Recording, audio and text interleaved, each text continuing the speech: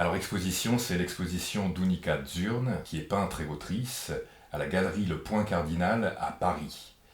Et dans ma pièce, lors du vernissage en 1962, 4 personnages sont présents. Un couple d'artistes surréalistes, Unica Zürn et Hans Bellmer, le psychiatre d'Unica Zürn qui s'appelle le docteur Ferdière, et la traductrice et journaliste Ruth Henry. Les 4 personnages entrent en conversation, ils parlent de la guerre, puisque ça se déroule après la Seconde Guerre mondiale, de la psychiatrie, de l'exil, du rapport de l'art à la folie et des petits fours. Ces 4 caractères sont tour à tour courageux, lâches, drôles, acides, tranchants et tendres. À travers affrontement et complicité, ce quatuor nous invite à un voyage intérieur. Alors, ces 4 personnages représentent la fin d'un monde. Le docteur Ferdière représente une psychiatrie d'un autre âge. Ruth Henry, la servitude des femmes, et Hans et Unica, des artistes maudits par le régime nazi. Bien qu'en 1962 ils brillent de ces derniers feux, le surréalisme est leur point de rencontre. La pièce, même si elle est crépusculaire, dit le spleen, un spleen germanique et existentiel.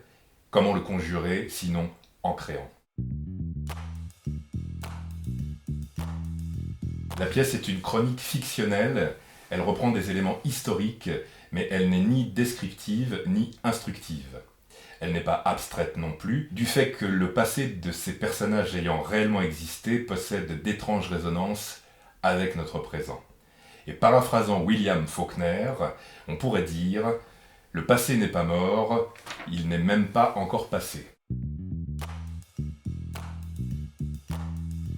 En partant de leurs œuvres et en essayant de fuir la reconstitution historique, sauf si elle est documentée. Ruth Henry disait qu'Unica et Hans partageaient le sentiment tragique de l'existence. La pièce n'est pas pour autant une tragédie. En revanche, les thèmes abordés relèvent du malheur d'être au monde lorsqu'on est allemand et issu de la génération des criminels. La pièce se déroule en effet 15 ans après la Seconde Guerre mondiale. Hans et Unica, ayant fui l'Allemagne pour se réfugier à Paris, se constitue une patrie faite de surréalisme et de bohème.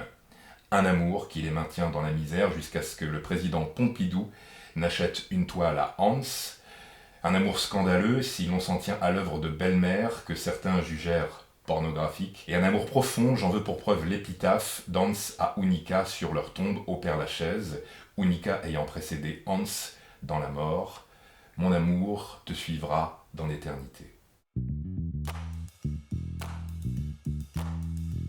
Eh bien, pour citer Louis Aragon dans La Diane française, puisqu'il est question d'amour entre Unica et Hans, il n'y a pas d'amour qui ne soit à la douleur, il n'y a pas d'amour dont on ne soit meurtri, il n'y a pas d'amour dont on ne soit flétri, et pas plus que de toi l'amour de la patrie. Il n'y a pas d'amour qui ne vive de pleurs, il n'y a pas d'amour heureux, mais c'est notre amour à tous les deux.